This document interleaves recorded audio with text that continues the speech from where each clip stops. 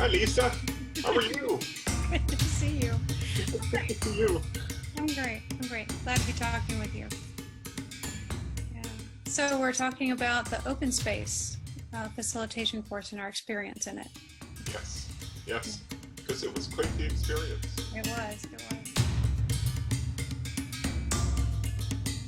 So I'm Lyssa Adkins, and my passion in the world is creating agile coaching as a real profession. Because I think agile coaches are really important for doing agile well. And I take my role as a planetary mother really seriously. And I think agile is part of helping us make the planet better. I love the imagery of the planetary mother. Yeah, so that's something I've been working with for the last 3 years with my own coach, actually. Yeah. Oh, nice. Yeah. Nice. You, Mike? Yeah, so I'm Mike Edwards. I'm an agile coach with Lean Into It. What really gives me a lot of passion, a lot of drive is helping people find a place to stand, how to be their most authentic self, how to come to work and be real, quite frankly. And agile is such a, I think it's so important for agile and for communities and for companies to succeed, that people can come as themselves. Yeah, cool. So for those of you watching, I had the great good fortune of being paired up with Mike for this class that we took, this virtual open space facilitation class led by Deb Hartman-Preuss. And I think, yeah, I look back on it, I think that's probably one of the best parts of it, were the conversations that we had. I would agree. Yeah. I would agree. We had some fairly deep conversation, very thought-provoking. Yeah, insightful for me. Yes, I would agree. So what attracted you to this to begin with, Mike? To begin with, so I've been to a number of open spaces over the years and seen all kinds of different results. And what really amazes me is when a facilitator can take this space and hold it in such a way that it's almost like magic. Right? Something very beautiful emerges in that space. And so it was really important to me as I was starting to step into opportunities to be that facilitator. It was really important for me to be very mindful and thoughtful and approach it in a way that exactly those things would happen. Some kind of magic would appear. So I didn't want to just jump in haphazardly. Yeah, yeah. And you, how about you? Well, it's similar reasons. I mean, I see us in the agile world, you know, we complain about people doing cargo cult agile, but sometimes we agilists do cargo cult other stuff. Like I've seen us certainly do cargo cult open space. And you're right, the magic doesn't happen when that's the case, or not as much as it could have maybe. And so I wanted to get grounded in that. And there aren't a lot of open space trainings available. And when this opportunity came up with Deb for her to lead us in a virtual class, you know, I thought, okay, could that work? But then I remembered that Deb is a whiz at facilitation in a virtual environment. Yes. And my experience of it was that it was worth it. I mean, it was a really good class, and she totally leveraged the fact that we were geographically dispersed. Sure, we paid the usual technology taxes of, like, you know, someone can't be hurt or whatever, but those were really minimized by the fact I felt that that she created a connection between all of us, even though none of us were together, and we didn't know each other well. Yeah, I think that speaks to, I think it served as a shining example of holding space. Yeah. Right? Oh, yeah. Okay, yeah, sure. That's pretty cool. Yeah, and I think you bring up a good point there. I had a lot of doubt too about how well this virtual kind of form would work for a topic which is about bringing people together. Yeah, yeah, yeah.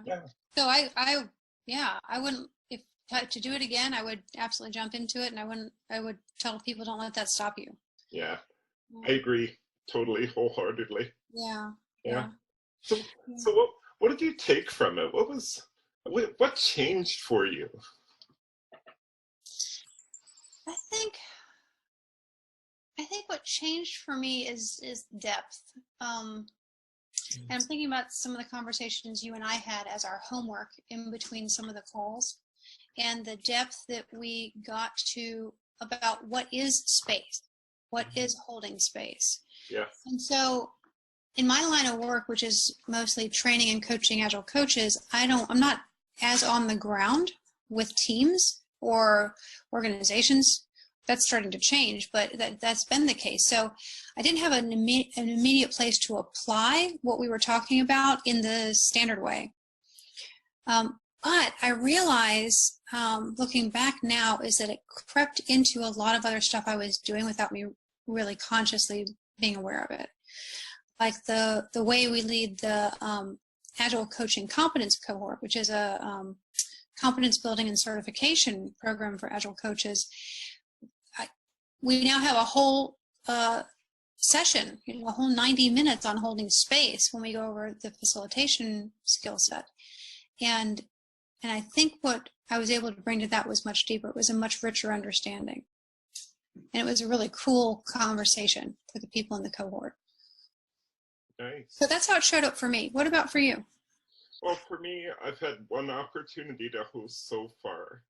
And I think that what really shifted for me as a result of having taken the course is it shifted from something where you get up and you talk about the laws and the principles and right to something much deeper, something it's about creating a container that attracts the unexpected. Yeah. And holding space. So it's almost, I would describe it almost as a spiritual kind of place to go.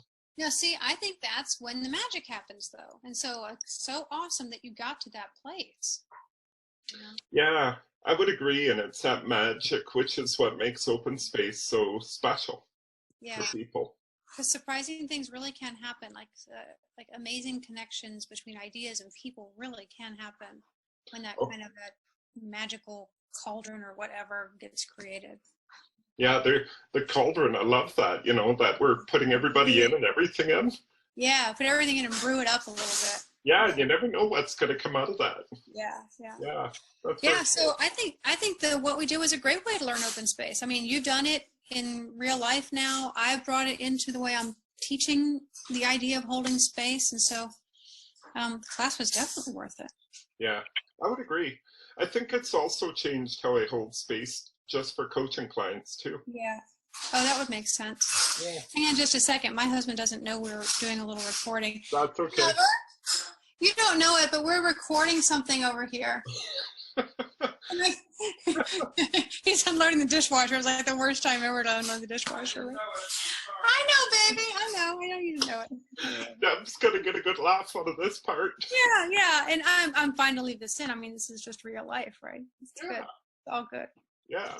Great to talk to you, Mike. Likewise. Yeah. Likewise. And thank you very much for being my partner in that experience. Yeah, you too. It was so good. Yeah. So good. Yeah. And I look forward to wherever we happen to partner again in the future. Me too. I'm just realizing we need to thank Deb. Thanks, Deb. Oh, that's a good point. Yeah, thank you, Deb, for doing such an incredible job for us.